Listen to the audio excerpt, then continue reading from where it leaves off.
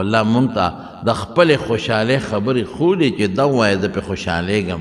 دا ووایه زه به خوشحاله شم، دا ووایه زه به خوشحاله شم. نو په دې دو څیزونو الله خوشحالېږي، یو د الله تسبیح سبحان الله چې پکې راځي. مقصد یې څه دی؟ سبحان الله، چې موږ د دې خبرې عقیده لرو، د دې خبرې اقرار کوو چې الله ته د هر عیب نه پاکې. نو چې ته ما ته ووایې چې ګورې تا کې څه عیب نشته، اگر چې زه د عیبونو ډک یم نو زه به خوشحالېږم که نه به خوشحالېږم. چې زه تا ته ووایم چې یاره څونه ښکلې تا کې عیب نشته، څومره ښه وجود دی دی، تا کې عیب نشته، څومره ښکلی علم دی دی، د علم عیب نقصان هم تا کې نشته، سره د دې چې دا هر څه ناقص دي، ته به خوشحالېږې که نه؟ نو چې زه الله ته ویم چې یا الله تا کې څه عیب نشته، الله زه وده کېږم خوب ته محتاج یم، تا له خوب نه راځي، ته خوب ته محتاج نه. الله زه ستړی کېږم خدای په تا ستړی نه راځي. الله ماله مرګ راځي، تا له مرګ نه راځي.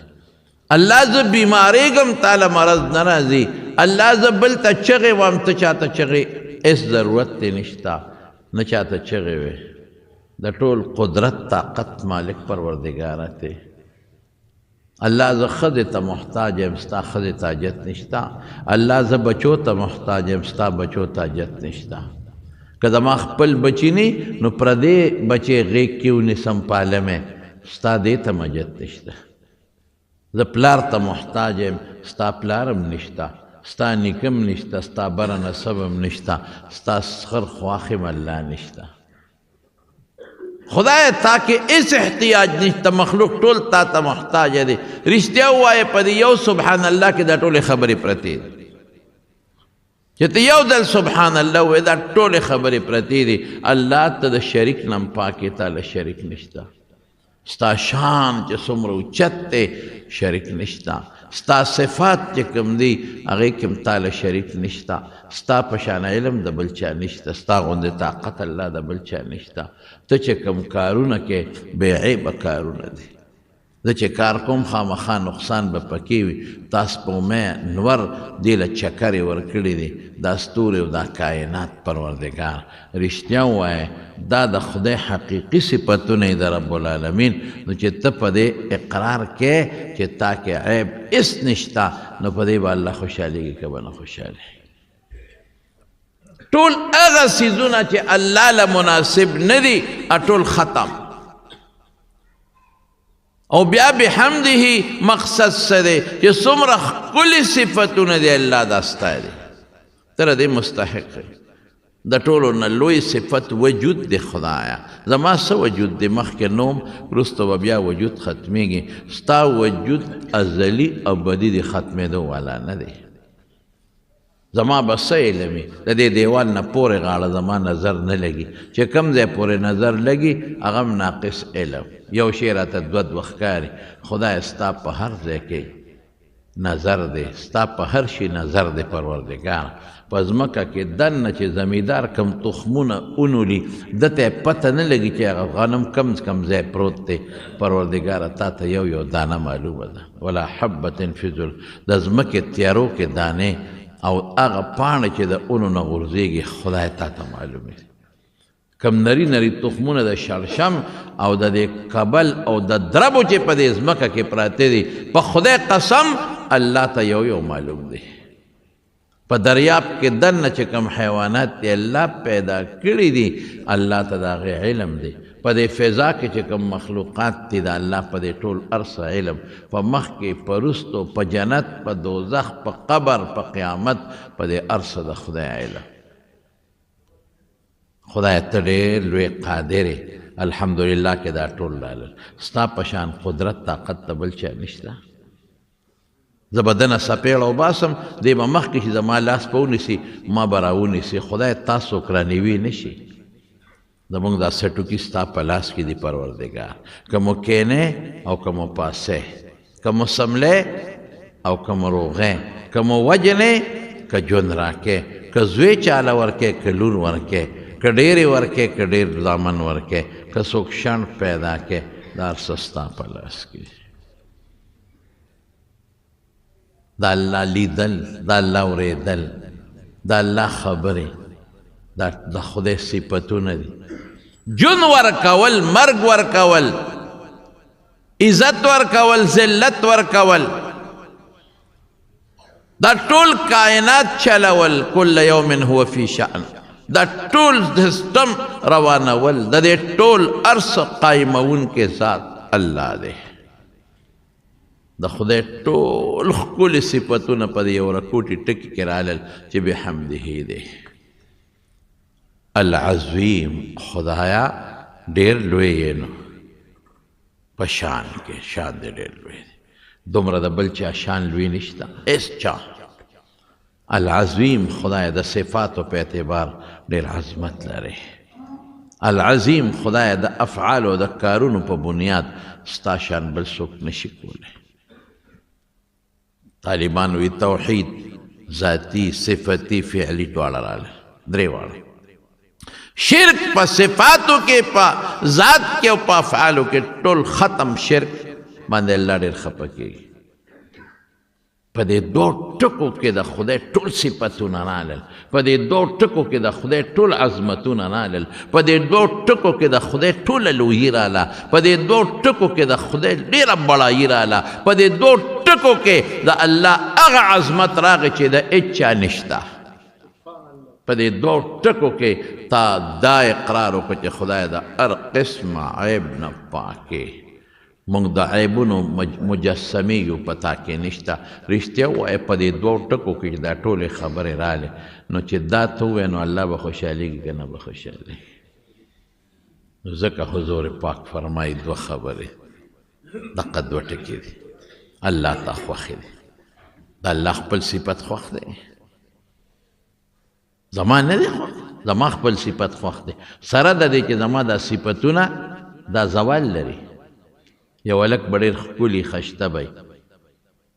جینکۍ به پرې مینېږي، دومره ښکلې به، خو چې دی بوډا شو، ملی را ټیټه شوه، غاښونه یې وتل، خولې کپه شوه، مخ یې چیچړ شو، روزې پرې را پرېوتې، بس ختم، حسن لا. یو جینۍ به ډېره خوبصورته وی، ځان به ترې روکي، رشتې به ورته په لین ولاړې، زه کوم زه کوم زه کوم. خو دا جینۍ چې کله بوډۍ شوه، غاښونه یې وتل، مخ چیچړ شو، سترګو نه اوښکې چخې بیږي، ملی را ټیټه شو، حسن لاړ، ختم. یو ملا به ښکلی عالم به طالبان به ته ګیر چاپېره ته وي، سبق به ته زده کوي، چې بوډا شو هېر شو هر څه. یو حافظ دی د قرآن شریف، هر څه ورته یاد دي، بوډا شو هر څه یاد. یو سړی د عزت خاوند به اخره کې بې عزته به شي. یو سړی بادشاه به بادشاهي به ترې لاړه شي، د خدای بادشاهي د الله نه تللی شي؟ چرېم نه. یو سړی به د مضبوط طاقت خاوند دی، پهلواني به کوي او جنګېږي به د غټو پهلوانانو سره، خو چې بوډا شو هلکه وایي د ریټایرمنټ واغېش، بس دی نور پهلواني نشي کولی، دی نور باکسنګ نشي کولی، دا ریټایر شو، دی نور کرکټ نشي کولی، دا ریټایر شو، دی نور فوټبال نشي کولی، دا ریټایر شو، دی نور والیبال نشي کولی، دا ریټایر شو. د طاقت کمزور شو، ختم شو. زما په رب قسم چې زما د رب طاقت نه ختمېږي، قدرت نه ختمېږي. نو چې زه د الله صفت کوم او دا صفت د الله نه ختمېږي، زما صفت ماله الله را کړي، د خدای هغه چا نه دي ورکړي، ذاتي صفتونه دي. نو الله به خوشحالېږي که به نه خوشحالېږي. بیا په دې صفتو د قیامت په ورځ به تله ډکېږي. تله دومره غټه تله ده چې حضرت داود علیه السلام د الله نه سوال وکړ، وی الله د قیامت پر ورځ چې ته پې وزن کې دا تله راته وښایه. نو چې الله ورته وښوله نو بېهوشه پرېوت. نو چې په هوش کې راغی نو جاړي جاړي جاړي. ولې جاړي؟ الله دا خو دومره غټه ده، که دا اوه اسمانونه اوه ځمکې په یو چابړي کې واچوې، په دې پوټې ګوټ کې ځایږي، خدایا زما په عمل به دا څنګه کېږي؟ دون عمل د کم ځای نه راوړه، کم ځای نه دون عمل لا پیدا کړم. الله وفرمایل ای داوده چې زه وغواړم په یو کجورې هم ډکولی شم. فکر مه کوه. او رسول الله مبارک فرمائے کہ سبحان اللہ تملأ نصف المیزان نیمه تله پہ ڈکیگی نیمه والحمدللہ یملأه باقی نیمه پا الحمدللہ ڈکشوا نو پا دی دو ٹکو دی پورا تله ڈکیگی دونه مهربان ذات شتا دا خود پیغمبر مبارک ذلتا اللہ واجی ما ينطق عن الهوى ان هو الا وحی یوحا نو اغی منگتوئی دا اللہ نراوالی و منگتے رو رسول اللہ صلی اللہ علیہ وسلم نو پا دی دو ٹکو دی پورت تلے ڈکی گی بد قسمت اس پہ امنوے آئے ہائے اللہ پہ خوشحالش تلے پہ ڈکش جب باندے ثانی دی سخستڑے کیگے پیمنا او حضرت ابو حریرہ فرمائی دا حضور پاک نا حدیث نقل کئی چی چاپ پا شواروس کی دروازے سل کرتوی محیت ذنوبہو گناہونا بے ختم شی و ان کانت مثل زبد البحر اگر که دا دریاب دا زگ امرولینی او یو روایت کی رازی و ان کانت اگر که دا دریاب دا زگ نا زیاد ولینی وَإِن كَانَتْ مِثْلَ زَبَدِ الْبَحْرِ دا دریاب دا زگ عمرہ بل دے کی راضی کہ دا دریاب دا زگ نا دیر ولی نی دا بخدای معاف کی طول بوائے کا خیر انشاءاللہ دا دان لوظیفہ کے دا آغا وظیفہ دا چی ماتا دا ما پیغمبر مبارک خود لے دا آغا وظیفہ دا چی رسول اللہ مبارک تا اللہ پز لکے چولے دا داغا وظیفہ را چی اللہ پہ خوشحالی گی داغا وظیفہ دا چی تل پہ ڈکے گی داغا وظیفہ را چی تپس تڑکے گی نا داغا وظیفہ را چی دا خدای ٹول صفتونا پاکی دن نا پراتے دی بل دا اغا وظیفہ دا چی پیغمبر مبارک پلی نیازبین لور تا خود لے دا پیغمبر پر ٹولو لونو کے کشر لور حضرت فاطمہ رضی اللہ تعالیٰ عنہ او دا پا حضور پاک دیر زیادہ گرانا دا اولاد ټول پلار تا گرانی مور تا گرانی لیکن دا بعض اولاد نسبتاً لگ زیاد گرانی نو فاطمہ پا ټول لورو کے حضور پاک تا زیادہ گرانا کشروا چه مور وفات شو داتی معشوم پاتے شوی نور غټه وی دا وړه پاتې شوې ده د دې تربیت په خپل نبی کریم صلی الله علیه وسلم کړی او منې چې دې له به کله کمیس جوړاو نو پیغمبر مبارک په خپل ول پلیشتو برابر پلیشتو ما خفیت مشیتها عن مشیت رسول الله صلی الله علیه وسلم د دې چال د حضور پاک د چال پشان دی دا چه بطلو دا شانه بتیو قتل تابوی رسول اللہ مبارک روان دے پدا سے انداز بطلا او حدیث کے رازی چه رسول اللہ مبارک بدا سے روز نو چه دے کر بناتو دا سے روز بناو او نبی کریم صلی اللہ علیہ وسلم فرمائے دا فاطمه که دا سیدت نساء اهل الجنه دا جنت دا خذو سردار دا داسه دا پیغمبر خواهو او چه کل بدارا لرسول اللہ مبارک اگوره و مصنف دا ابن ابی شیبه که دا آداب و باب که دا احادیث شتا نو حضور پاک و ترزین پاس سیده نو زانت بیرا نزدیک لو قبلها کل بیکڑا او چې کله به رسول الله مبارک دې کړه لاړ دا به پاسېدی مه پاسې او کله به پاسېده نو ځان ته به یې رانږدې کړه ښکل به یې کړه غرمه م ورکړه حضور پاک ته یو ځل د غرمې ورغی حضرت علی رضی الله عنه کور کې نو وی ای نبنو عمې کې د تره زوی دې څه شو د پلار د تره زوی خو خیر د تره زوی ورته وایي خاوند دې څه شو وی ما سره یې جګړه وکړه بار ووت ما سره نن غرمې آرام ونه که قیلوله حضور پاک چې ورشي علي وګوره کم ځای دی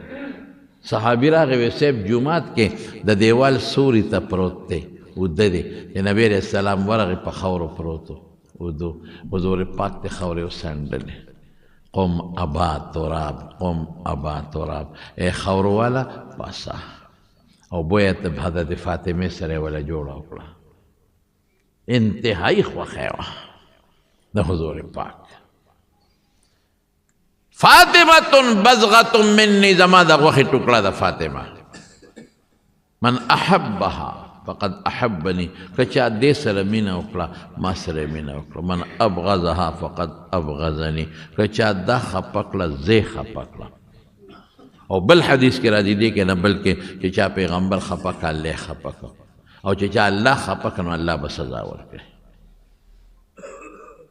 سفر نه چې به حضور پاک راغی کله به نیغ جومات ته لاړ او د جومات نه پس یا مخکې دا به فاطمه کرله بچې څنګه او مرض وفات کې چې دا حضور پاک لرانه نو ځان ته رانږدې کړه پې ور پرېوته غوږ یې ورته نږدې کړه نو چې د اوچته شوه نو په ژړا شوه نو بیا یې ځان ته رانږدې کړه نو چې رانږدې کړه نو هغه د اوښکو خندا وکړه عایشې بیبي ته تپوس وکړو نه د پلار راز نه پاش کوم نو د وفات نه پسې دې تپوس وکړو وی دا عجیبه کار و هم یو وخت کې جړه هم خندا وی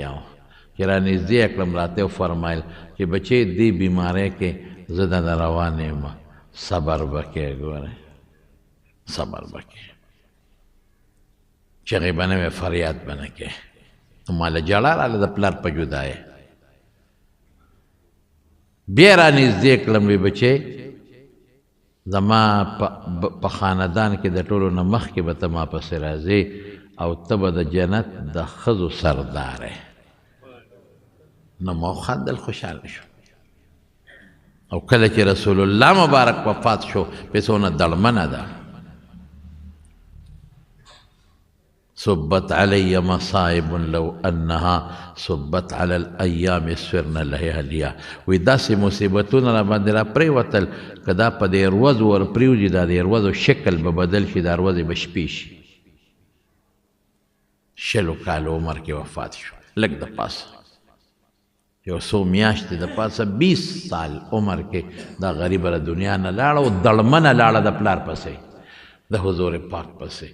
حضرت انس وی چې رسول الله مبارک هم دفن که خورې م واچولې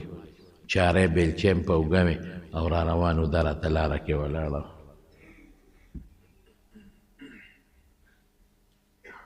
اواز یې وکړه انسه ړم یخ شو انسه ړم خوشحاله شو چې د الله په رسول مو خورې ور واړولې دومره دړمنه وه د الله رسول دی د حضرت فاطمې پلار دی او بل شان پلار دی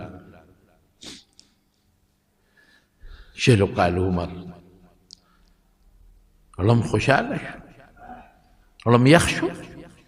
زما په پلار د پاسه م خورې واړولې د حضور پاک د وفات ته 6 میاشتې پس د دنیا نه لاړه 6 میاشتې دا د کوره بار نه درو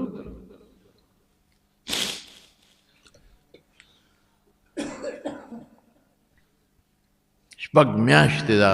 نسکوره په خپل کور کې پرته ده دومره پیغمبر پسې خپه د رسول الله مبارک خو عجیبه شان و یوازې دا خو نه چې هغه کومه سپینه قچره باندې به حضور پاک ګرځېده چې خبر شو هغه قچره موږی ویسته لاړه سترګو نه قطار اوښکې را روانې دي په مدینه کې یو شاړ کویو سره یې لاندې کو دانې پکې وغورځوي څاروي رسول الله مبارک پسې خفه دي څاروي ځان د غمه وجني د شاه زما مبارک پیغمبر سورلي کړی هغه نه پس په دې څوک سورېږي یا فاطمې غوندې لور الله اکبر چې علي صاحب ته کله په نکاح کړو بچې هاي هاي بچې وي ما په خپل خاندان کې د ډېر بهترین انسان سره ستا نکاح کړی په خپل خاندان کې بهترین انسان سره ما نکاح کړی زما وروڼو خبر مې دې پورې کوله چې داسې لور څومره ګران دی لیکن دې به غریبې په خپل کور کې میچن په خپله تاول جرندې مشینان نو په مدینه کې په میچن به غنم اړکول میچن تاول تاسو ته پته نشته بچې د مشرانو نه ما خپله هسې کله یو ځل نیم میچن له چکر ورکړی دی مې ورېږه ګورم مونږ به د کلو کې به د کورونو کې به بعضې خلکو میچنې تاول مې ورېږه ګورو په خدای سخت شی دی لالا سخت به که نو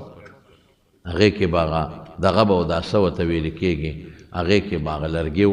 او پل به او د کاڼي اب هم چې تاوه په غنمو غرار به یې کوو سخت به او سخت دا مټې به د دې ښځو غریبانانو دا به غوټې شوې دا زمونږ د ښځو کړي دي میچن به یې خپله تاول اس ته به یې ګیا په خپله اچول یو سرمن و یو سرمن د څاروي دروازې به یې پې اس ته ګیا چوله د شپې به پې ښه د خاوند وده کېدل دا ژوند تېر کړی دی نو علي ورته وی فاطمې وی بابا له دې غلامان راغلي دي ته لاړه شه یو غلام ته وغواړه چې د سره لږه سانتیا پیدا شي چې دا راله حضور پاک کورونو چې رسول الله مبارک راغی ام المؤمنین ورته وی فاطمه راغلې وه زر ورکړه الله حضرت علی وی زه او فاطمه ملاستو دې کې حضور پاک راغی مونږ پاسېدو یې مه پاسې کېناست خپې مبارکې وغځولې وی دا خپې دا پنجه زما خېټې سره وجنګېده بچې څنګه راغلی وي دونه حیا وه چې غږ یې نه کوم فاطمې بچې څه له راغلی وي حیا حضرت علی ورته وی د الله رسوله دا ما درلېږلې وه دا په خپله میچن تاوی لاسو کې غوټې پیدا شوې غوټې دا په خپله میچن تاوی ګران کار دی دا اس ته ګیا په خپله اچوي یو سرمن د منکره دروازې پې اس ته ګیا چې د شپې پې دواړه وده کېږو اوبکې په سرمنو تاسو خوب مونږ په تولی خوب نه راځي مونږ په فومونو خوب نه راځي اعلی فوم ګورو دا کمزورې دی نه ښه فوم ګورو دا الله د دې نعمتونو قیامت پر ورځ به موږ څه جواب ورکړو وروڼو موږ له الله څه رانه کړل موږ ډېر ناشکره یو موږ د الله ډېر ناشکره یو موږ له الله په ژمي کې ګرمې اوبه راکړې هیټرې راکړې په اوړي کې سیګان او پکې راکړه هر څه خدای راکړه الله موږ ستا شکر ادا نه کړه خدای موږ له د شکریې طاقت راکړه الله موږ له د شکریې طاقت راکړه نو ما ورته وی چې بچې فاطمې لاړه شه حضور پاک له غلامان راغلي که یو غلام یې درکړه چې تا سره کار کوي لکه صراحت به در باندې راشي د دواړو جهانو مبارک پیغمبر د انصاف نور د انصاف سپومې حضور پاک مبارک خپل نیاز بهلې لور ته وایي بچې د بدر یتیمانان ډېر محتاج دي خو موږ چې راوړو خپلو بچو له راوړو یتیم دی غرق شي او غریب تباه دی خو چې زما خېټه مړه شي او زما بچي مړه شي نور نیاز بینه بچې د بدر یتیمانان ډېر محتاج دي چې پلاران یې په جهاد کې شهیدان دا برهان باغوي له ورکړه تا ته یو شی ښیمه چې د مرغي نه ډېر بهتر دی چې کله سملې بچې 33 کرته سبحان الله وایا 33 کرته الحمدلله وایا او 34 کرته الله اکبر وایا دا د مرغي او د وینځ او د غلام نه ډېر بهتر د حضور پاک سونه انصاف او څومره دومره نیازبینه لور کشره لور عمر نه کمه لور په کار دا و چې ورکړی وي قرآن کې ورته الله ویلي دي واعلموا انما غنمتم من شيء فان لله خمسه وللرسول ولذي القربى چې د پیغمبر رشتہ دار د نورو نه مخکې دي ورکوه لیکن بیا هم نه ورکوي د انصاف دا کلمات یو نو چې خپلې نیازبینې لور ته محمد مصطفی صلی الله علیه وسلم کوم څیزونه ښیي خو فایده به یې پکې کوي دې د تسبیح فاطمې وایي دا پکې پراته دي په سبحان الله وبحمده سبحان الله العظیم کې دا پراته دي سبحان الله خو پکې راغی او الحمدلله په بحمده کې پروت دی یو معنی ده او الله اکبر په العظیم کې پروت دی العظیم چې کومه معنا ورکوي دا د الله اکبر معنا ده نو ګوره تسبیح فاطمې پکې راغلی دریم تسبیح الملائکه پاسمان کې فرشتے چې کم تسبیح وای سبحان الله وای الحمدلله وای فرشتو ته خو پته ده چې کم شی د الله ډېر خوښ دی تسبیح الملائکه مشو او زما وروڼو یو بل هم درته ووایه دا شیطان چې دی که نه حدیث کې راځي الشیطان جاسم على قلب ابن آدم شیطان د بنی آدم په زړه ګونټې ماتې کړي پرېږدي نه اذا غفله وسوسه چې کله دا بنی آدم د خدای نه غافل شي دا شیطان ورته وسوسې چې د ګناه و اذا ذکر الله خنسه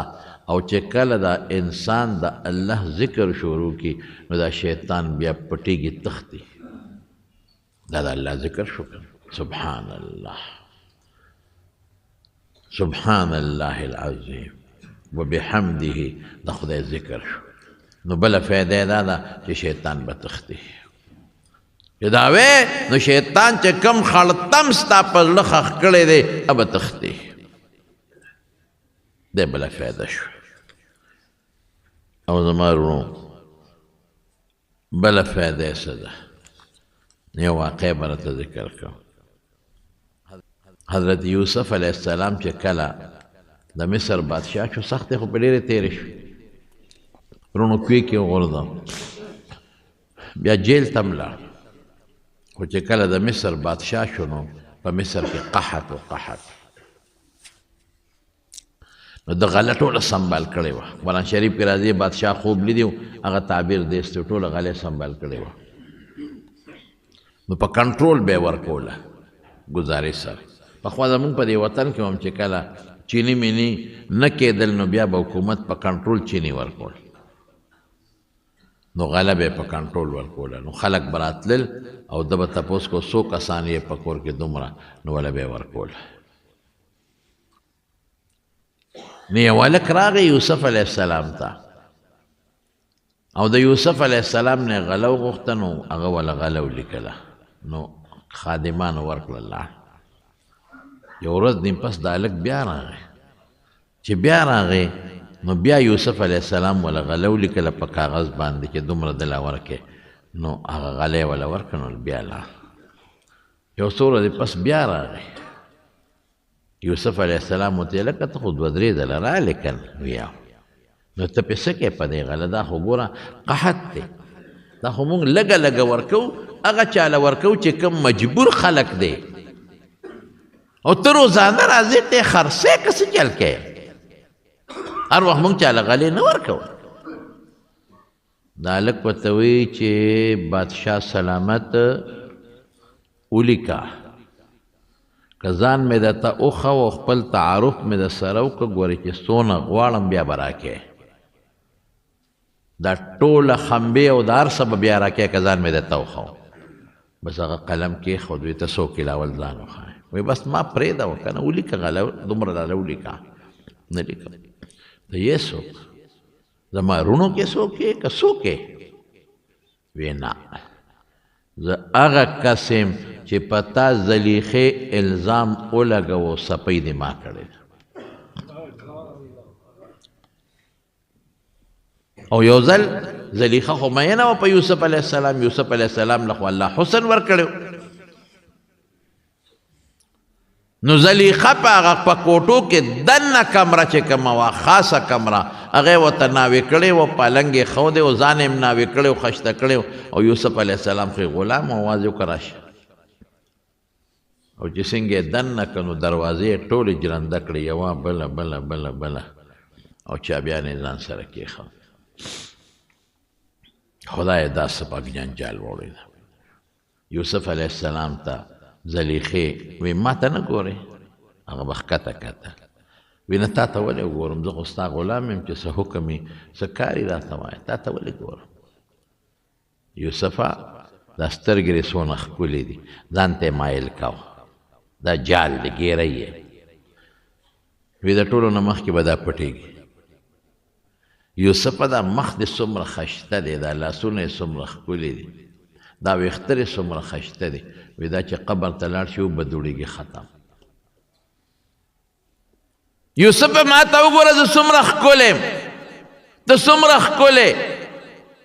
دې کوټه کې هېڅوک نشته بې زما او بې ستا نه. نن به زما خبره منې، ګناه به کوو. یوسف علیه السلام ورته څه وایي؟ الله اکبر. او ورته وایي انه ربي احسن مثواي انه لا يفلح الظالمون. ماله چې دا ښکلی ځای را کړی دی د بادشاه دا کور، دا د دې خپل حسن د وجې نه دی، او دا چا را کړی دی؟ الله. نو الله خفه کړم، دا سترګې خدای را کړي دي، نو الله خفه کړم، تا ته وګورم خو الله خفه کېږي. دا خوبصورتي الله را کړې ده چې زنا وکړم نو الله خفه کړم. ولې؟ دا سوچ پکار. ډېر خلک نن مال په ډمو نولي، په اجلاګانو نولي، په زناکارو لګئ، په ډمو لګئ. دا چا در کړی دی؟ الله. دا سوچ وکړه چې دا مال الله راکړی د خدای په دشمنۍ کې ولې ولګو. دا جبه، دا سترګې، دا غوږونه، دا مخ، دا الله را کړی دي. نو زه پې خدای خفه کړم، زه خو به ډېر بېوقوف یم چې زه په دې الله خفه کړم. ولې په الله خفه کړم؟ نن دې الله خفه کړه نو دا چې کوم ذات دا اندامونه او دا حسن در کړی دی دا زور به درنه وباسي، بیا پرېږدي به دی نه، بیا به توبې وباسي او توبه به دې نه قبلېږي. او ورته وایي انه ربي احسن مثواي. دا ښه ځای چې را کړی دی د شکل د وجې، ښکلې شکل د وجې خفه کړم. انه دا خو زه به ظالم شم، ظالم نه کامیابېږي. زلیخه ورپسې را پاڅېده، وایي نن په زور به دې ګیروم. یوسف علیه السلام لکه سوچ وکړه چې یا خدایه دا خو زه ګناه په ما په زور نشي کولی، خو لاس به خامخا راچوي. نو چې یو ښځه ما ته لاس هم راواچي زما دپاره لویه خبره ده. زما سه وجود سره دا جنګېږي، ما به پرېږدي نه، زه به ترې ځان ساتم، خدا به ما ته لاس راچي. دا هم لویه ګناه. نو خدایه زه به خپل وس وکړم، دروازې ته روان شو. د انسان دا وس دی خپل وس پکې، دا به نه وایي چې دروازه خو جرندره څه وکړم، نه خپل وس یې وکړه روان شو. ته د ګناه نه ډېر خلک ما ته ټلیفون وکړي، یاره یو ګناه کې مبتلا یم، څه وکړم؟ توبې مې وایستې، قسمونه مې وخوړل، خو بیا دا ګناه کوم. زه ورته یم د ګناه ځای بدل کړه، چې کم ځای در نه ګناه کېږي دا ماحول بدل کا، په خپله به ټیک شي. که د اوبو په ډنډ کې ولاړې او ته د زمزم اوبه هم په ځان باندې اچوې نو ته نه پاکېږي. ته به د دې ډنډ نه ځان وباسې نو چې په عامو اوبو هم ولامبې نو پاک به شي. ګوره هغه خپل وس وکړو، دروازې ته روان. زلیخه وایي زه دروازه چابیانې خو ما سره دي، خو چې څنګه روان شو دروازې ته، دروازه ورته قدرتي کولاو شو. الله بیا مدد کوي. تر ګناه نه ځان ساتي، الله مدد کوي. بله دروازه، بله ټولې کولاو شي. وغلقت الابواب وقالت هيت لك قال معاذ الله انه ربي احسن مثواي انه لا يفلح الظالمون. واستبق الباب وقدت قميصه من دبر والف يا سيدها لدى الباب. دي مخکې دې ښځه ورپسې چې هلک قرآن لاړ، ښځې شاته نه لمن نه ونیوه د زور لګو لمن وشلېده دا خو خواهش په مخه کړې وه په ځان نه پوهېده دروازې نه بار یوسف علیه السلام هم ووت زلیخه هم ورپسې وته بادشاه ناست دی د زلیخې خاوند ارسي ولیدل اوه دا څه وشو زلیخه هوښیاره وه خلک هم حیران وزیران مشیران ډېر خلک خپلو کارونو له راغلي دي درخواستونه ورسره دي دا څه وشو دا زلیخه خو سترګې پې پټې دي خپل غلام پسې منډې وي لمن نه یې نیولې دي فورا الزام په یوسف راواړو چې لمانه د مطالبه کړې ما ته یې لاس راچولی دی واستبق الباب وقدت قميصه من دبر وألف يا سيدها لدى الباب قال ما جزاء من أراد بأهلك سوءا إلا أن يسجن وعذاب عليم ستا خدي ته چې څوک لاس واچي څه به ورسره کوي یا به جیل کې اچوي یا به سخت عذاب ورکړي نو چې ګوره داسې د بادشاه په مخ کې ښځې ده وي نو خلک بیا د بادشاه طرفداري کوي د یوسف غریب تابعداري څوک نه کوي ټول وی ښځه ټیک وی نقصان د یوسف دی هغه وی هي راودتني عن نفسي ما ته دې لاس راچولی جګړه جوړه شوه قرآن کې الله وی وشهد شاهد من أهلها إن كان قميصه قد من قبل فصدقت وهو من الكاذبين وإن كان قميصه قد من دبر فكذبت وهو من الصادقين یو ماشوم دې کې لږ اختلاف د علماء شته خو دا راجح قول دی یو ماشوم مور سره هغه ګوی شروع کړه یو څو ماشومانو خبرې کړې دي یو پکې ده که لوی سړي دا ګوی ورکوله شلو کسو به وله خوله کې سپق منډلی کې دا ته څه کوې بیبي پاکه ده غلطي د یوسف ته خو چې ماشوم ورکوي خارق للعادت شی دی نو بیا خلک مني هغه وی د یوسف کمیس وګورئ که د مخکې نشلیدلي نو دې پې ورته و ښځې ته ځان خلاصو غلطي رده ده او که د شا نشلیدلي نو دې ته تختېده هغې لمن نیولې ده نو د ښځې غلطي ده فلما رأى قمیصه قد من دبر قال انه من کیدکن ان کیدکن عظیم چې کمیس یې وکت شا نشلیدلی دا قرآني خو ستا دی يوسف عارض عن هذا واستغفري لذنبك انك كنت من الخاطئين يوسف بس دا خبره باندې کانه کېده او خدای ته وی بس بخنه د خدای نه وغواړه غلطي ټوله ستا ده نو هغه هلک یوسف علیه السلام ته وی زه هغه ماشوم یم چې تا له مې ګوۍ کړې ده ستا صفایي مې کړې ده اوس راکې هغه نه نو یوسف علیه السلام قلم ورغورځو بچې لیکه ځان ته چې څومره لیکې ولیکه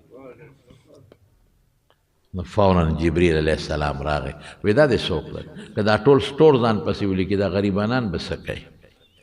نو حضرت یوسف علیه السلام وی الله زما څپۍ یې راوستې ده که ده زما دپاره ګوۍ نه مې ورکړې زما خو پیغمبر هم زما جامه به داغدار شوې وه نو د پیغمبر خو خدای د ګناه نه پاک ساتي چې لږ داغ هم زما په جامه راغلی وي برباد به یا مې چا خبره نه منله تا خو د لیخې ته لاس اچولی که ما زرهاوې چې نه خو خلکو به زما خبره نه منله ده زما صفۍ کړې ده الله فرمایل ای یوسفه چې کوم بنده زما صفۍ کوي او سبحان الله وایي نو د قیامت په ورځ به قلم ورونه غورځوم چې کوم جنت دی خوښي ځان پسې دی کړ څونه فایدې دي په دې چې څومره دوستان یې ټول به دا وایه که خیر انشاءالله یو ځل ټول وایه سبحان الله وبحمده سبحان الله العظیم زنانو تم ویم تاسو تم ویم مسافر چې کم اوري هر څوک چې اوري نو سل پیرې به که خیر انشاءالله ډېره ښه ده استغفار ځان له د ثواب شی دی